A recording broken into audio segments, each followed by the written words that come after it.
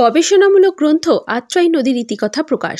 বিশিষ্ট ইতিহাস গবেষক অধ্যাপক হিমাংশু কুমার সরকার মহাশয় আত্রাই নদীর ইতিকথা গ্রন্থ আনুষ্ঠানিকভাবে প্রকাশিত হল। আত্রাই নদীর ইতিকথা গ্রন্থটির ওপরে সংক্ষিপ্ত আলোচনা করেন মাননীয় অধ্যাপক হিমাংশু কুমার সরকার। তার এই নতুন বইটি সম্পর্কে বলেন, উত্তর দিকে প্রাচীন কৌশিকী বা কোশি নদীর পূর্ব বাহিনী প্রবাহ পথ এবং দক্ষিণ দিকে গঙ্গা নদীর প্রাচীন খাতের মধ্যে সংযোগ রক্ষাকারী আত্রেয়ী তথা আত্রেয়ী নদী অতি প্রাচীনকালে অর্জন করেছিল পবিত্র নদীর মর্যাদা। অন্যান্য নদীর মতন এই আত্রেয়ী নদীর প্রবাহ পথে পলি জমে তৈরি হয়েছে অনেক স্থলভূমি এবং কালক্রমে এই স্থলভূমি গ্রহণ করেছে গ্রামের রূপ। তীরবর্তী অঞ্চলে ইতিহাসের অনেক গুরুত্বপূর্ণ ঘটনা আমরা প্রত্যক্ষ করি। পাল আমলের শাসন চলেছিল 4 শতাধিক বর্ষ ধরে। এই পাল আমলের দুটো গুরুত্বপূর্ণ যুদ্ধ আত্রাই নদী তীরে ঘটেছিল। এই সব যুদ্ধের কথা আজ পর্যন্ত বঙ্গদেশের ইতিহাস যারা লিখে গেছেন তারা কেউ উল্লেখ করেননি। প্রথম যুদ্ধ ঘটেছিল 1143 সালে। এই সময় সেন রাজা বিজয় সেন বরেন্দ্রী দখল করার জন্য উত্তরবঙ্গে আক্রমণ চালিয়েছিল। খানিকটা বরেন্দ্রীর অংশ দখলও করেছিল, কিন্তু বরেন্দ্রী রাজা ছিলেন তখন নাবালক। চতুর্থ গোপাল তার পুল্লতাত মদন পাল রাজ্য চালাতেন। এরা দুইজনে পাল রাজাদের হয়ে পাল সেনাদল পরিচালনা করে সেন রাজাদের অগ্রগতি রুখে দিয়েছিল। যুদ্ধে নাবালক রাজা চতুর্থ গোপাল প্রাণ হারিয়েছিল, কিন্তু তারা পরাজয় স্বীকার করেন। পরবর্তীকালে বিজয় সেন আর অগ্রগতি দেখাতে পারেননি। তার নাতি লক্ষণ সেন রাজা হওয়ার পরে বরেন্দ্রীর পশ্চিমাংশ পাল রাজ্যের রাজধানী রামাবতী দখল করার জন্য অভিযান করেছিলেন এবং তখন থানায় এই যুদ্ধ হয়েছিল। মদন পাল এবং লক্ষণ সেনের মধ্যে মদন পাল যুদ্ধে পরাজিত হয়েছিলেন, লক্ষণ সেন জয়ী হয়েছিলেন। রামাবতী তিনি দখল করেছিলেন এবং বঙ্গদেশে পাল রাজত্বের অবসান হয়েছিল। সেন রাজত্ব সমগ্র বঙ্গদেশে প্রতিষ্ঠিত হয়েছিল। এইসব ঘটনা আপনি কোনো উল্লেখ করেছেন? বললাম হচ্ছে এইসব ঘটনা আপনি কোনো উল্লেখ করেছেন? এইসব ঘটনা বইতে উল্লেখ করা আছে, বিস্তারিত ভাবে উল্লেখ করা আছে এবং তারিখ দিয়ে কোন তারিখে কি ঘটনা হয়েছিল সম্পূর্ণটা লেখা এইসব বইতে উল্লেখ করা আছে। মাস্টারমশাই, আগামী দিনে আপনার হচ্ছে আত্রাই নদী নিয়ে কি পরিকল্পনা রয়েছে সংক্ষেপে একটু যদি বলেন। বললাম আগামী দিনে আত্রাই নদী নিয়ে আপনার কি চিন্তা ভাবনা আছে সংক্ষেপে 2-3 কথায় একটু যদি বলেন, খুব সংক্ষেপে 2-3 কথায়।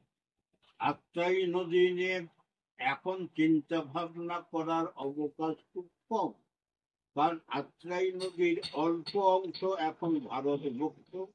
আত্রাই নদীর উপরের অংশ বাংলাদেশ ভুক্ত, দক্ষিণের অংশ বেশিরভাগ বাংলাদেশ ভুক্ত। মাঝখানে অল্প কয়েক মাইল মাত্র আত্রাই নদী ভারতভুক্ত।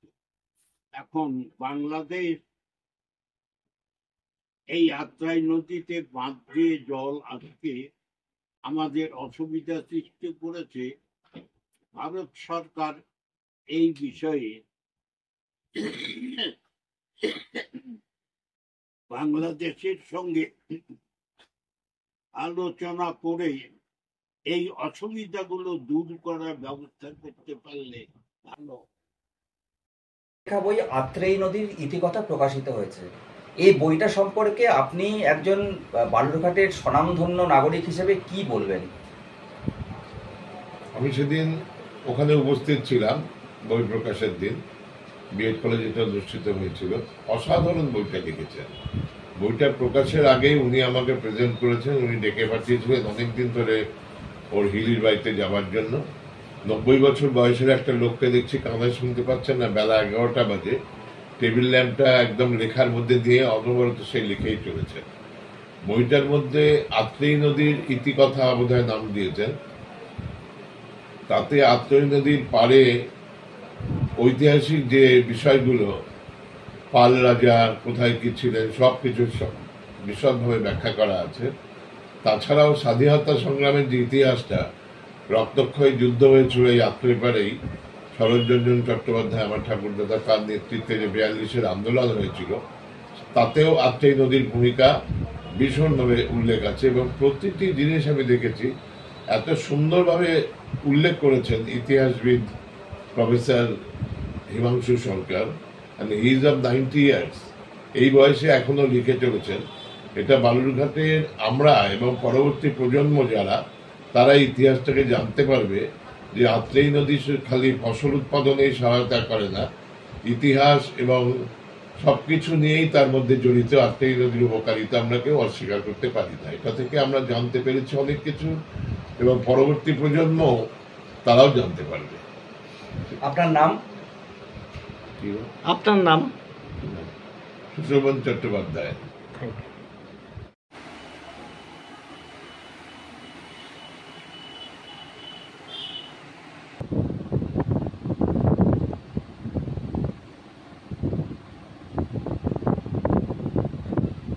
আমাদের এই উত্তরবঙ্গ প্রাচীনকালে কথিত ছিল বরেন্দ্রী নামে।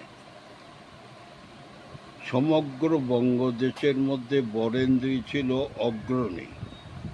উন্নত স্তরে উন্নীত হয়েছে তখন ঢাকা অঞ্চল, কলকাতা অঞ্চল অন্ধকারে নিমজ্জিত ছিল।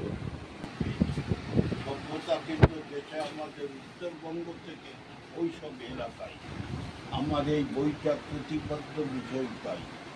আমরা যে বাংলা ভাষা নোবেল পুরস্কার পেয়েছেন, বাংলা ভাষা আজকে একটা আন্তর্জাতিক ভাষা হিসেবে উদ্ভব কোথায় কিভাবে আমি এই বইতে প্রমাণ করছি। উত্তর দিনাজপুর জেলা এবং দক্ষিণ দিনাজপুর জেলা, এই দুই জেলাতেই বাংলা ভাষার উদ্ভব ঘটেছিল।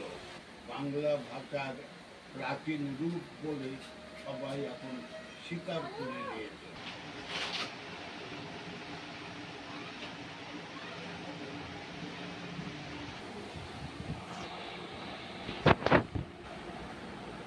এই যে ছবিটা দেখছো, লাল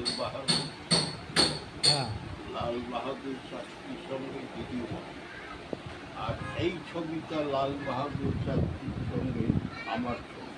এইটা লাল বাহাদুর শাস্ত্রীর মৃত্যুটা, এটা ছবি তোলা 1900।